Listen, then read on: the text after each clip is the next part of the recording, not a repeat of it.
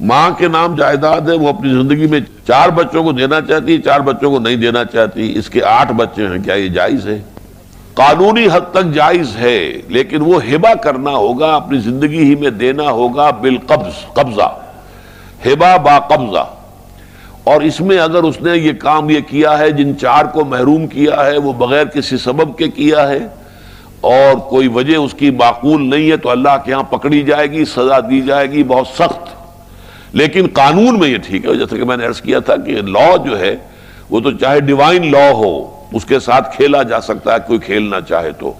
اب ظاہر بات ہے جو ملکیت ہے، ملکیت کہتے ہی اس سے ہے کہ یہ اینک میری ہے، کیا مطلب ہے؟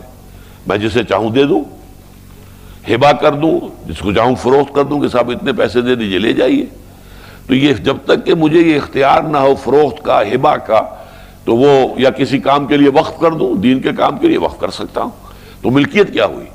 تو ملکیت جب تک ہے، وراثت میں ایسا نہیں ہو سکتا۔